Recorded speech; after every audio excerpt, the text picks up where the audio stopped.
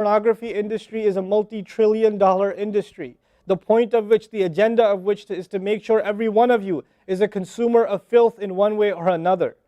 That every man, woman, and child is exposed to this stuff, and they're hoping you are, so you become addicted to it, so you become yet another consumer. This is the gift of pornography to society. It's creating people, turning people into animals and perverts. And some of you, unfortunately, have that addiction. And you're watching this stuff online. And you're watching it and saving it on your apps and your mobile devices. And you don't feel bad about it anymore. You've justified it to yourself. And you feel bad about it once in a while, but you go back to it. And as a result, you think, oh, well, at least I'm not hurting anybody. At least I'm not doing it to anybody else. I'm just watching this stuff. It's okay. But you know what's happening to you? Inside, your soul is being just gutted. You have no soul left inside of you. So your prayers are empty and you can't even shed a tear in your salat because your heart is so devoid of the fear of Allah because of the filth you've been watching all this time. It's turned you from a human being into an animal. So you can't even look. A woman passes by and you see a piece of flesh walking by. You don't see a human being walking by that deserves respect. You check everybody out and everything out. You're constantly gawking and staring. You have a hard time putting your eyes down. When you're on the subway, when you're on campus, when you're at work, you're walking down the street, you just can't help it. You see a billboard, you take a second look, you see a third look. You don't miss any opportunity to just to violate your soul with your eyes. You're addicted completely. And then you say, brother, how do I get khushu' and salat? What world are you living in? What world are you living in? Ayyuhal ikhwa, my brothers. Specifically my brothers. And I know some sisters have this issue too. It's a sad reality. This is a war. This is a war. This is more dangerous than any military war. This is the war that's destroying our souls. It's making its way into our homes. It's making its way, if I want to protect my children from this stuff as much as possible. But when my child goes to school, and it doesn't matter if it's Islamic school, there's a very high statistical likelihood that someone, a friend, with their iPod, with their mobile device, will say, hey, look at this. It's a very realistic, a thing nowadays. It's not far-fetched. And so I have to prepare my children for the filthy world that they're going to be brought up in. And there's no escape from this stuff anymore. There isn't. It's everywhere. It is everywhere. You have Islamic lectures followed up by, those YouTube puts those follow-up clips, and something will be filthy. Something will have to be filthy. And I don't think that's by accident. I'm not much of a conspiracy theorist, but I don't think that stuff is an accident. And what happens to you guys is you watch a video, you see something filthy, you click it, you click something else, and you end up watching disgusting things. That's what happens to you. وَالَّذِينَ هُمْ لِفُرُوجِهِمْ حَافِظُونَ. Especially when it comes to their privates, they guard them. They guard their shame. Brother, what's the solution? Should I get married? Like the guy who asked the other day, how can I get married right now? No, guys, the solution is not marriage. Because if you're a pervert, then you're going to be a pervert after marriage too. If you have no shame now, you will have no shame after marriage. Honestly. You think marriage is going to end your problems? No. Your problem isn't marriage. Your problem is spiritual in nature. Your problem is psychological in nature. You need help. You need to stop this. You need to stop hurting yourself like this. You will have nothing, there'll be nothing left inside you. I just had an email from a teenager who's addicted to pornography, an anonymous email, 14, 15-year-old teenager. Says, I want to kill myself. I can't stop. I've been watching it since I was 11. My parents don't know. I read this stuff and I cry because he's not one. There's millions of Muslim kids like this. Millions.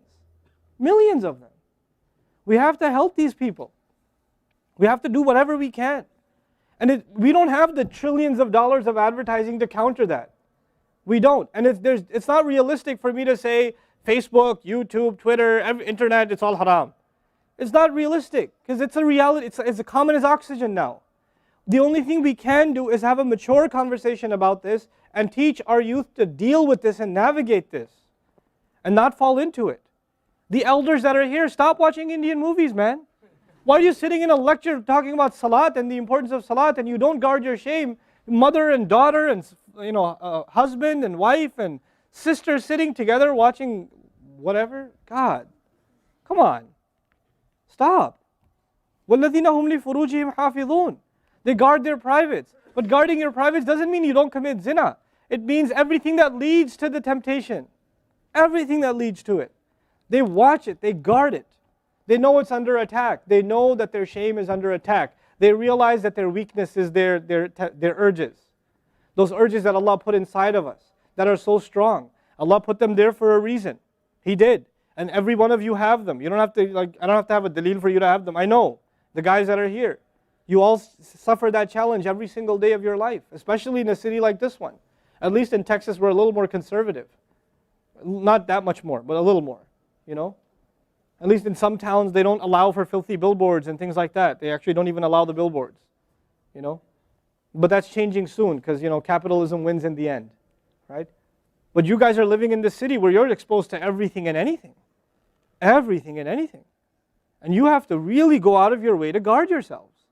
This passage is not about high goals. This is about the bare minimum. I told you that, right? This is the bare minimum, folks. The bare minimum is we guard ourselves from shamelessness. We wage a war within ourselves against that tendency. And I know some of you have tried to quit before and you go back. And you've tried to quit before and you go back again. And you go back again. And you keep falling into that trap. I know some of you have done that. You know, and you're struggling with it. But don't give up on yourself. Don't give up on yourself. And whatever it takes, if you just don't be alone. Don't be by yourself. Be with good friends. Be outside. Study somewhere else. Go to the library and study. Go somewhere where other people are around. Because when you're by yourself, shaitan gets you. And if the fear of Allah isn't enough for you, at least the fear of other people will work for you. At least something's better than nothing. You know? For those, I've said this in other talks before, for the parents here, if you have a computer in the house, please don't make it a laptop. Have a desktop in the house with a really big monitor. Get the biggest monitor you can find. Honest to God, and make sure your computer is in the kitchen or in the dining room. Don't put it in the living room. Don't put it in the kids' room. Don't put it in your bedroom. Put it in the dining room, facing the public. You want to do homework, do it over there. Though you can't move the monitor this way or that way. It's facing everybody. That's how you should have it. You know? This stuff, we have to take these precautions. Don't give your 11-year-old a smartphone. What were you thinking? That's not very smart. You know? Don't give them a smartphone. Why am I seeing kids in Islamic school, 5th graders, with iPhones? iPhone 5s. I don't have an iPhone 5. Why do you have an iPhone 5? With 4G, you know how dangerous that stuff is? You know? وَالَّذِينَ هُمْ لِفُرُوجِهِمْ حَافِظُونَ إِلَّا عَلَىٰ أَزْوَاجِهِمْ except upon their spouses. أَوْ مَا مَلَكَتْ أَيْمَانُهُمْ فَإِنَّهُمْ غَيْرُ مَلُومِينَ or what their right hands possess, then they're not to be blamed. Allah says we have these urges and we can execute those urges, we can release those urges, but to the halal spouse, to the spouse, our spouses. But outside of that, we can't. And by the way, when people get addicted to this sort of thing, and they get accustomed to it, or they get over and overly exposed to it, they have miserable marriages. Their marriages start falling apart. They have this virtual idea of what pleasure means, and they don't find pleasure in their spouse anymore. And there's great fitna that comes into the family. It destroys homes, Muslim homes. That's what's happening in our world today. Allah talks about the people who make salah, and He says, I'm describing the people who make salah because this is the mawsuf, al-musallin, then alladhina, all the alladhinas, all the asma' mawsula here are the wasf, the sifa of it, which means the people of salah are the people who protect their shame, are the people who fear judgment day, are the people who, you know, they are constant in their prayers.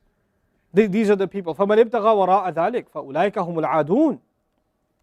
The people who pursue anything beyond that, then they are the ones engaged in aggression. This is an act of aggression.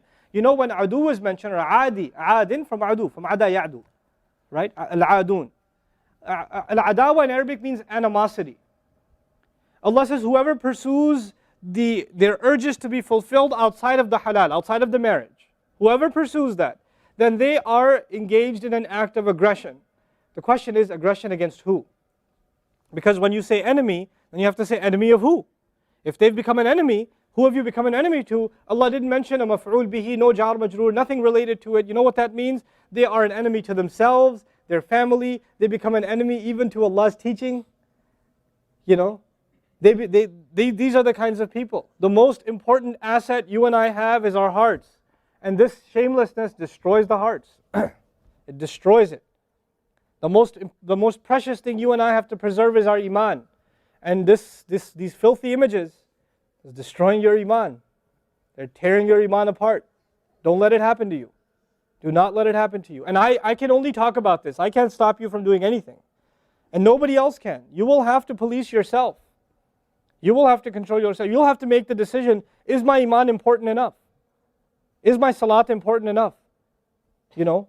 Or should I just carry on and pretend? You know what I told you about jazur, right? When you come across evil, you just don't want to deal with it. You just ignore it.